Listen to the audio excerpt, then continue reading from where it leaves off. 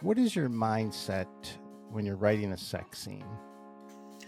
I mean, are you like thinking about how you would like it? I mean, or how the audience would approach it. I mean, I always wondered, not just your book, but other books. I'm like, what are they? How are they Yeah, approaching that?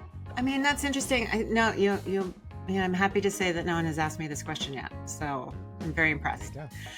Hey, thanks for watching. If you hit the subscribe button, it'll help us out a lot. Thanks again.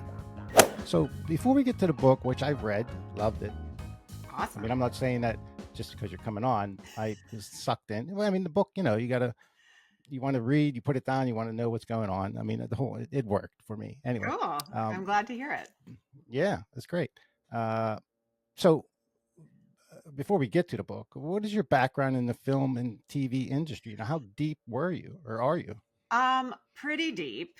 I started out as an actress. Before then, I was a singer, and then I was an actress. And I got into TV behind the camera because, someone told me that I should write and direct a short film and put myself in it as a kind of business card.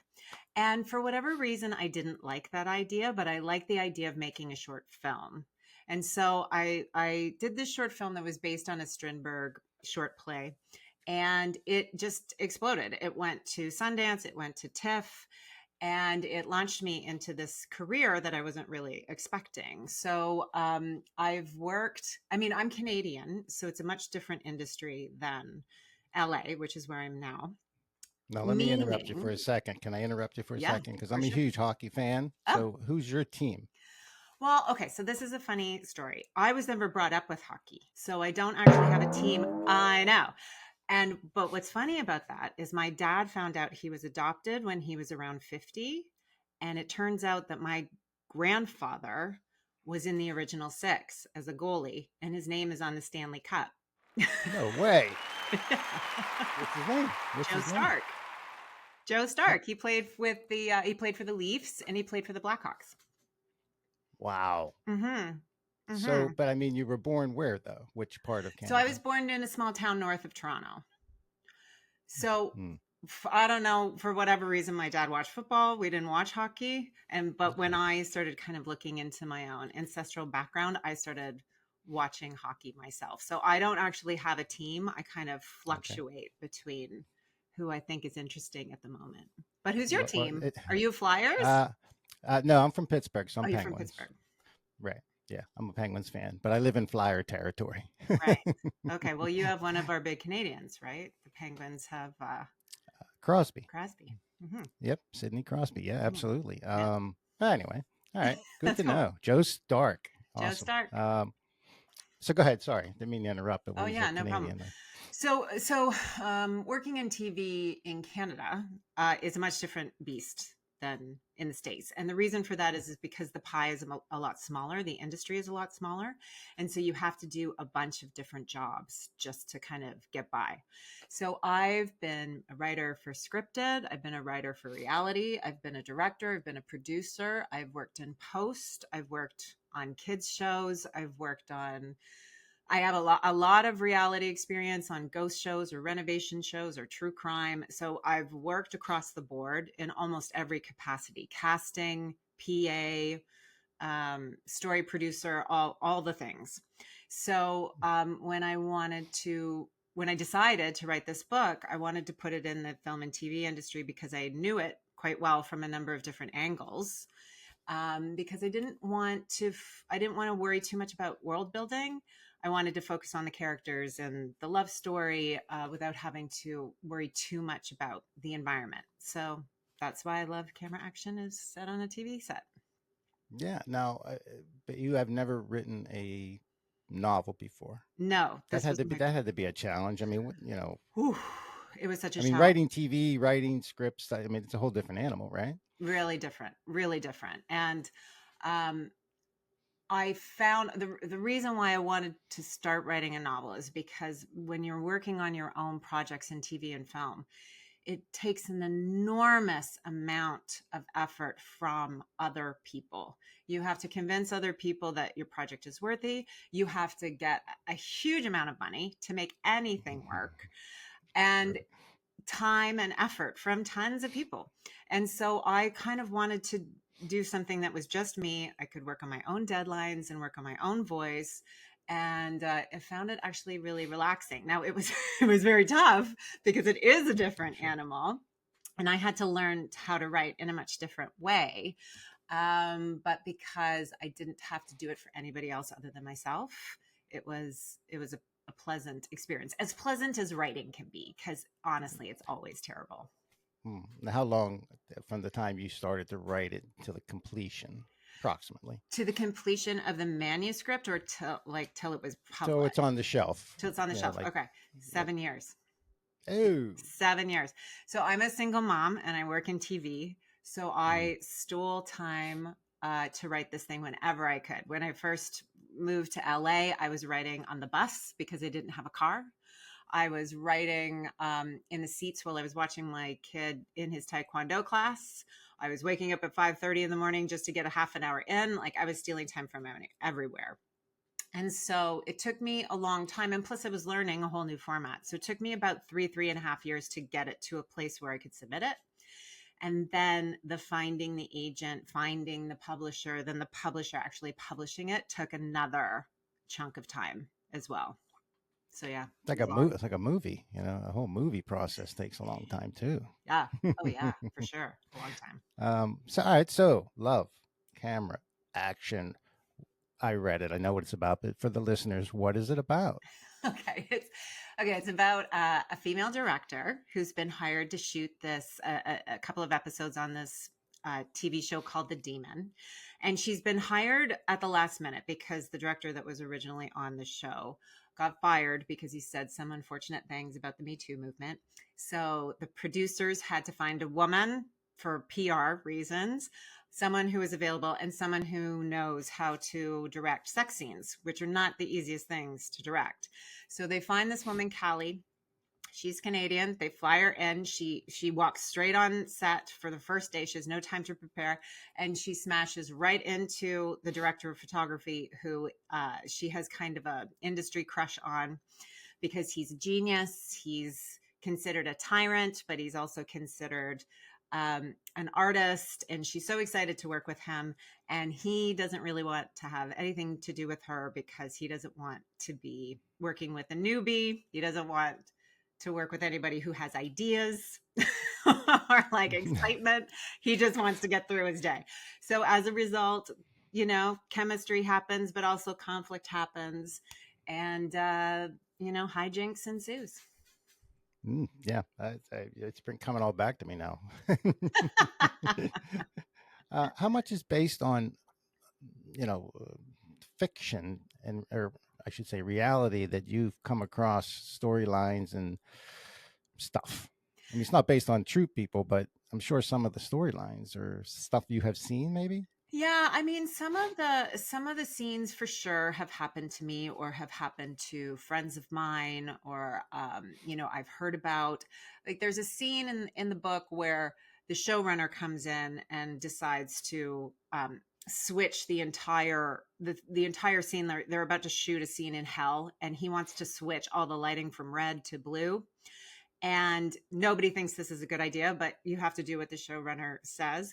And he discusses this without Callie being present. And I've personally, like a producer going above the director and just going straight to the director of photography, I've experienced that when they just kind of cut you out of the decision making, because Hmm. there used to be a little bit of an old boys club.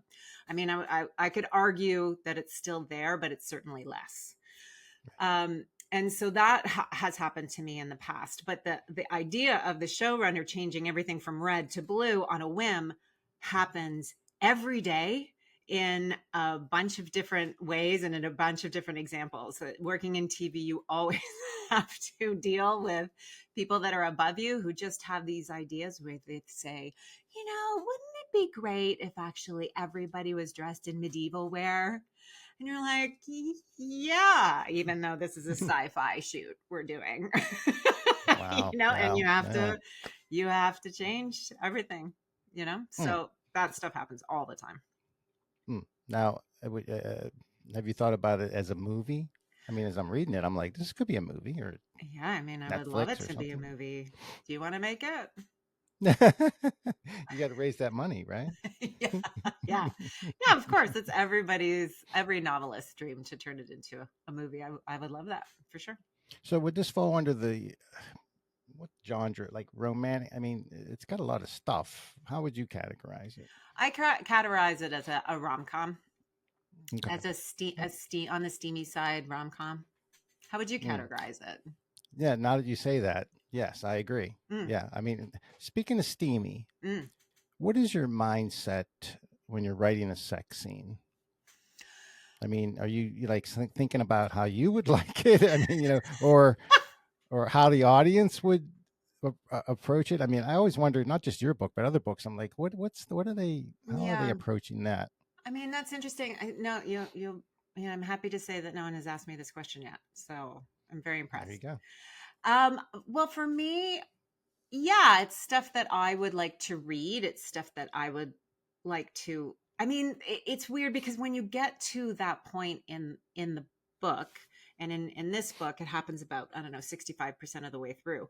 These characters are Mhm. already so alive; they're having their own dynamic. So I'm not sure if I consciously think of it as me in that situation, but of course, that plays into it about what you find interesting or what you find funny or sexy or whatever.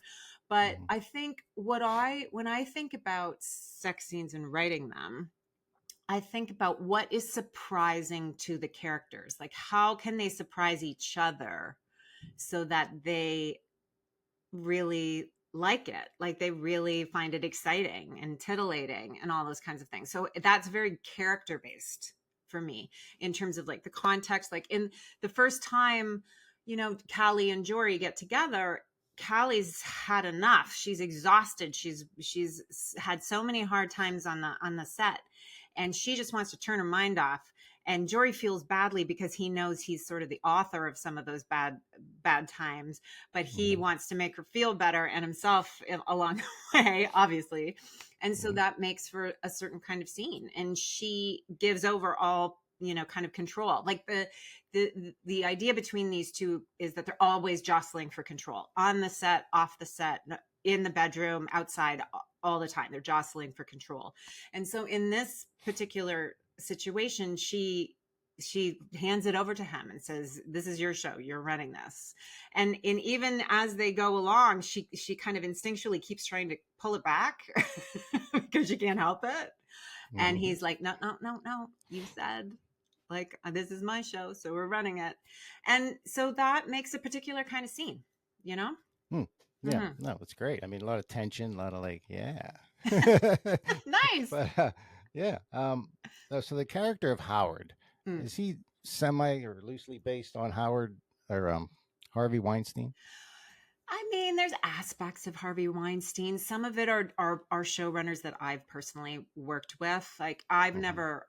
I've never worked with someone who's that blatantly predatory. But I know a lot of people that have, and I've certainly been in very uncomfortable situations with I was gonna say, yeah. my superiors, from again the lowest to the highest. And I think that's what part of the Me Too movement was about, was calling these guys and their bad behavior and bringing it into the light. And this is part of the conflict in the book too, because Jory is very cognizant of that. He does not want to get into trouble. He's a good guy, and I think he's worried how a good guy can sometimes be easily misconstrued as a bad guy, and so he wants to make sure that he's kind of covered his butt in a way. But at the same time, it's hard because he's really attracted to Callie. So that's what makes some of the conflict between the two of them Mm, as well. yeah, nice. Mhm. Yeah, well done. Thank you. What I mean, if you had to narrow it down for young writers or anybody that's approaching writing, what was the most challenging part of writing this novel? I mean, For me, besides the story, you yeah. got to, like you said, you mentioned all those other things. What Mhm. what would a younger writer not be aware of? I mean, for younger writers, I think that this idea that inspiration is going to carry you through is baloney. Like it's not going to. Inspiration might give you the kernel of the idea. It might Okay. give you a few scenes every here and there, but it is not going to carry you through, and you cannot wait for it. So you have to be consistent. You have to you have to find time to sit down. And even if it's terrible, you have to find time to write 100 words or 200 words. And you have to do it every day or 5 times a week or whatever you can imagine, whatever you can manage. Because like lots of people say, if I only had 3 weeks, I would write the great American novel. Or if I only had time, or like when my kids are older, I'll have time. And it's like, it's wrong. Like it won't, like I can tell you right now, I'm a single mom. I'll say it again. And I only say it because there's a lack of time when you're a single mom.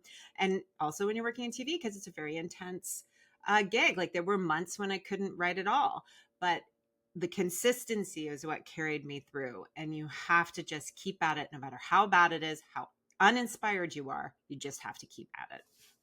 Do you have the story intact, not intact, but they like to say the beginning, middle, end, Mm. or do you come up with the characters and say, I'm going to write a story about what I know in the business, and as it goes along, you start to create other scenes? I mean, because it's not easy. No, it's not easy. And there's different types of writers. There's people who plot like everything to the teeth before they start writing. And then there's this other, in the romance world, we call them pantsers. So you're writing by the seat of your pants. And so this book, I was very much a pantser. I had my 2 characters and I knew the setting and I went. And when I started my second novel, I was like, I can't do that again. that was it took a long time. It was too stressful. So with my second novel, I was a little bit more of a plotter. Like I knew where I was going. I knew where I was headed. I knew what themes I wanted to explore. And so that helped me, but I also left the door open for changes if they occurred. Now, is this a follow-up to Love, Camera, Action? This Or that was my next question. Do you have another I do, something in the well, I do pipeline? have a Or follow-up to Love, Camera, Action, but this other one, someone actually gave me some really good advice that said, while your first book is out on submission, start a completely different series. Because if the first one doesn't go, there's no point in wasting time on the second. Now that may not be as true anymore because of indie publishing and you can just publish it yourself. But I chose to write something completely different that's more in the speculative fiction world. And which was a whole new thing because there was a lot of science involved, and I'm not a big science person. I'm a terrible science person, actually. But that said, I have started the second book in the series of Love, Camera, Action, and this one is based on the actors, on the 2 lead actors. Cool. Awesome. Looking forward to it. Now, who is your publisher? Alcove Press, who is connected with Penguin. Cool. You prefer reading or writing? This is my preference section, by the way. I just give you a couple of choices of, right, stuff to let the reader or the listeners get to know you. Yeah, I mean, they're so different. I love reading. I love reading so much. I read all the time. But don't you have to love writing to really write? I mean, you gotta love it, right? I don't know. I don't love. I don't love writing. Like it's painful. Wow, really? Yeah, I'm compelled to write. Write. Okay. I mean, it seems like I'm compelled to make things. I've made movies, I've made songs, I've acted. I'm compelled to create things. So I'm compelled to write things because I have an idea in my head and I really want to see it out in the world. Do I enjoy the process? Not particularly. Like I think it's hard, and it's hard on your heart, it's hard on your brain. You feel like an idiot most of the time. When it's out there in the world, you're scared that no one will like it. it's sure, not easy. Sure, yeah. So yeah, it's more of a compulsion than anything. Okay. Coffee or tea? Oh, that's unfair. That's an unfair question. Come on, coffee or tea? It depends on. Okay, if I'm on a desert island, tea, because there's a whole bunch of different types of tea you can have. Okay. But I don't think in regular life I would be able to give up coffee. addiction is tough. It's really tough. What would you pick? I'd go coffee. You go coffee. I go coffee. Yeah. Movies or TV? I'm talking about watching. Oh gosh, that's also really tough because I grew up with movies and I'm a huge cinephile. I've watched so many different types of movies. But in the last 10 years, movies have really taken a header because of the way that they're kind of made. Like they don't make money anymore, so that it's hard to find independent movies. It's hard to find good movies. It's just not the same. Like you know, like it used to be such a culture of watching movies from, you know, John Wayne to Godard. You know, like it was, you had so much to choose from. And now it's the same with TV. Like you have so much to choose from with TV. There's so much going on, and it's such a different narrative structure. Like you can stay with these people for a really long time. What I find interesting is my son, he's 11. He doesn't like watching movies because he finds them too intense. Really? Yeah, like he wants to be in a TV show that carries on for a long time so that he can enjoy that world for a long time, but movies, I almost have to force him to watch movies because he finds them too stressful. It's not interesting. The big screen is just, that's the ultimate way to watch it, obviously. Oh my God, it's such an amazing space, and because we don't go to the big screen anymore, we're just watching them on our TV, and I find that often the cinematography isn't as interesting as it used to be. I mean, of course, there's examples where there's movies that are amazing. Like I really enjoyed Conclave. That was really fun. I thought Anora was great. It's a great indie movie, but they're just so few and far between now. Sunrise or sunset? I will say, I like the sunrise because usually I'm the only one looking at it. But sunsets are more beautiful. They tend to be more beautiful. I like the sunrise because they're also quiet. They're quiet because no one's there. Living in LA, I've been able to go to the beach and watch the sun actually set on the ocean a couple of times, which is an unbelievable experience. I highly recommend it to anyone who can do it. Yeah. I mean, I've seen that in Florida a number of times, the sunset and all that stuff. Pizza or pasta? Pasta, definitely. Yes. There you go.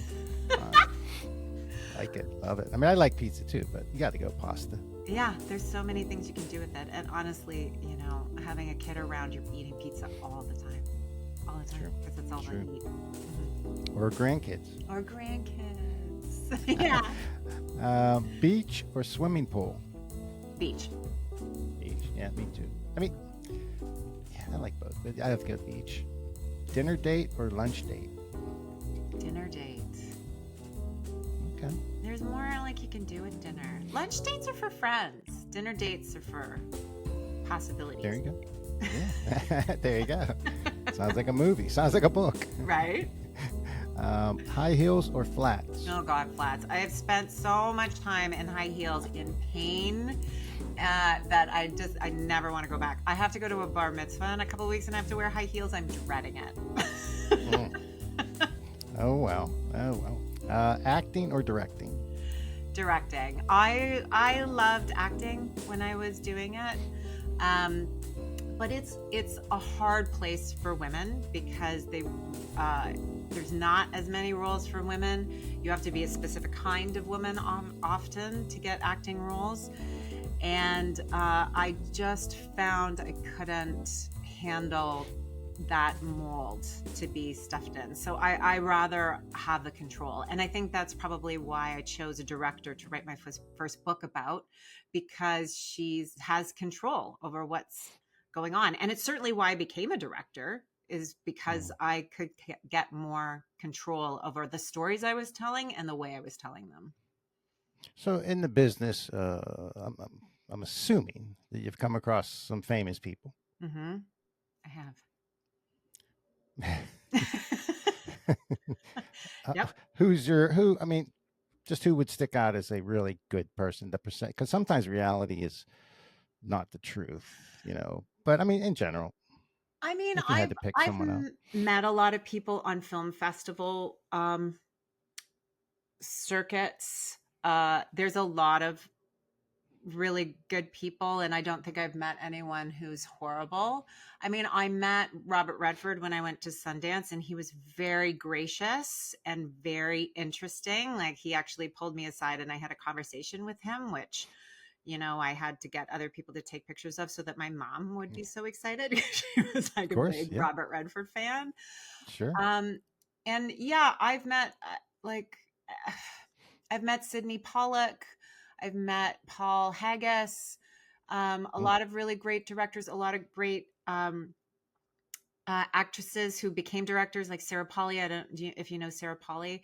She like an amazing person. I think on the whole, people are nicer than we think, but they're protective because they need to be protective of themselves, their right. time. The perception of the outside Hmm. is, oh, they're, I don't know, egotistical, Hmm. spoiled, blah blah Hmm. blah. But it's not an easy business. But It's not, and I'm sure every there are some dicks. I mean, I'm not going. oh I'm sure yes, there are some. yes, there are some people that are truly awful, truly awful, and I mean, I Howard in the book. Howard is truly awful, and Yes. I don't necessarily think that's just from the film industry. Like, there's truly awful people in the pharmaceutical industry. There's Oh, truly awful absolutely. people, you know, in NASCAR. Um, but I think people, Overall, you would say more are nicer than they outweigh the I bad. found that, I found Okay. that, yeah, Okay. Good. more open Good. and giving than you would like that you would think. Right. Right. Hmm. Awesome. Hmm. Anything in the future this summer that you're doing, or I mean, I know you're writing, but anything coming up? I'm working on a true crime series right now, writing scripts for them. So I'll be doing that over the summer. And also, once my son is done school, we'll go back we have a cabin just outside of Toronto. So we'll be going to our cabin for the summer, which will be really nice. And then I'm super excited. I'm going to Sweden for a week for a reunion because I went to school in Sweden. And Really? so I'm going back for a reunion, which is pretty exciting. Yeah, that's great. So Wow. it'll be a good summer, I think. Great. So this has been fun. I really appreciate you taking time coming on, Wow. and I wish you the best in the future. I really appreciate you having me. This has been a lot of fun. And I like all your random questions. Thank you. Thank you. And I'll keep you updated on the children. Oh, good. Please do. This has been an unmuted podcast with Papamutes.